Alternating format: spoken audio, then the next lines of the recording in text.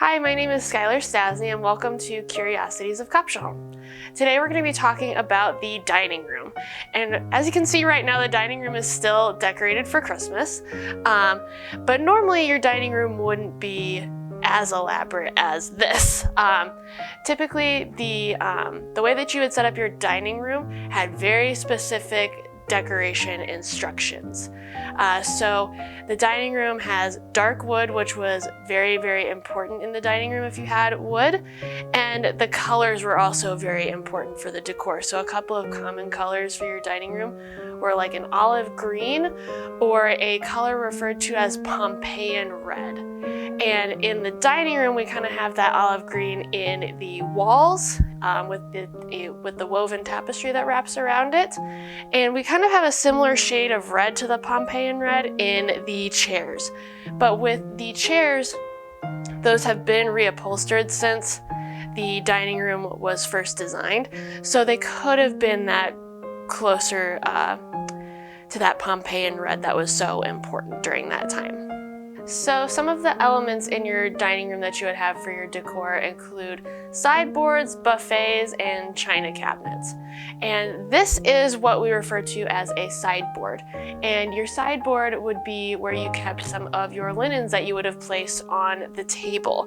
So in this sideboard, we have some of our napkins, and most of these that we have Susan Catherine Oliver's monogram on them, so you have that SCO. And then some of the other things that we have in this sideboard include these little lace coasters that if we didn't have a tablecloth on the table, this would go underneath some of the glassware. And some other just really cool stuff that we have found that is in here include some little decorative napkins that are from Gertrude and Mr. Cunningham's 50th wedding anniversary. The main difference between a sideboard and your buffet is the sideboard wouldn't have necessarily been used for serving. Most of your serving would have been done from the buffet because your buffet has more of the elements that you would have used for serving stored right there. So this is the buffet in the dining room, and this is where you would have served from for a dinner party. And the buffet has conveniently placed silverware items. So these drawers are divided up, and there's actually little notes inside from Oscar the butler that says which would have been in each divider. So you've got your forks, your knives, spoons, all of that kept in here. And so there are different types of forks and things, but some of the notes in here include this little one. It says that there's 10 butter knives for everyday use. Or 12 salad forks for everyday use. So you had different pieces that you would have used every day versus if you were having company over. And then another element of your dining room is your china cabinet. The china cabinet in your dining room would have been used to display all of your decorative or collective china.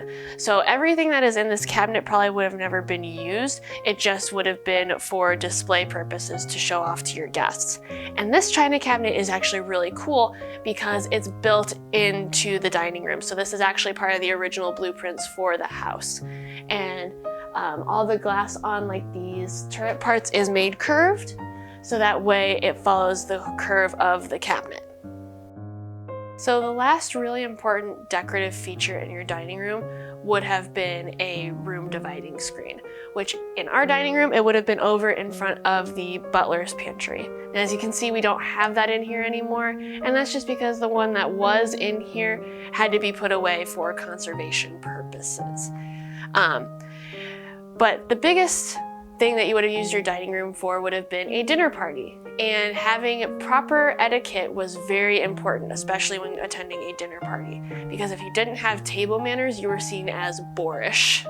So the place setting for your dinner party was very particular, and while it kind of looks like a lot of stuff to us, each piece that is on the table serves a different purpose. On the right side, you have your soup spoon, what's called a demitasse spoon, your teaspoon, and your dinner knife.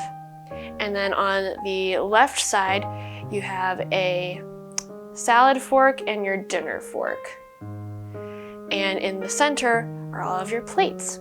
So you actually have a charger underneath the plate, your dinner plate, your salad plate, and then your soup bowl. Or this one is a little bouillon bowl, so it's a little fancier. And then above your plates, you have your dessert fork and your dessert spoon. And then you have a bread plate and a bread knife.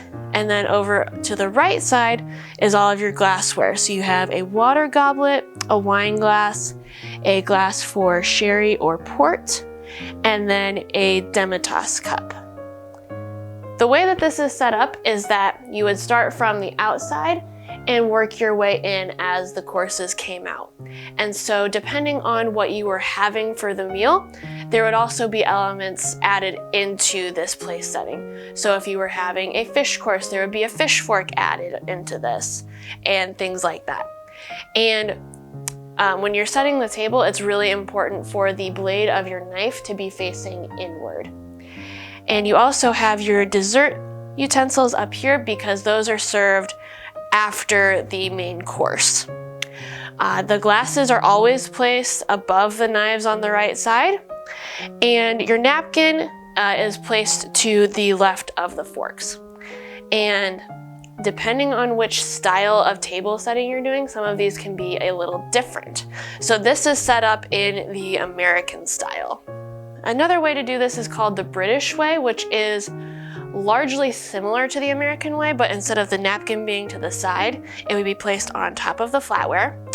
And the British setting also doesn't include a charger. That wouldn't have been underneath any of these plates. And then also the dessert utensils would not have been placed on the table. They would have been served with the dessert after the main course was cleared. So when you were coming to a dinner party, the men would be assigned a woman to escort to the table. And it was very important that the men did not sit down before the women. So they would seat the women first, and then they would sit down after. And it was also important that the woman that they were escorting have all of her needs met first, and then the man could be served. And you were not to leave the dinner table until the hostess gave the signal. And most dinner parties lasted roughly around 2 hours. So you would have an hour for the meal, and then you would retire to the drawing room, or here at the mansion, it would be the morning room or the billiard room and smoking porch. And you would stay for at least another hour after the meal. And it was considered rude if you didn't stay for that after dinner socializing. I hope you enjoyed learning a little bit more about the dining room, and maybe you can use some of these etiquette rules and place settings in your own dinner party. We offer tours of the mansion daily if you want to see some of these things in person. Thank you for joining me for Curiosities of Copshaholm.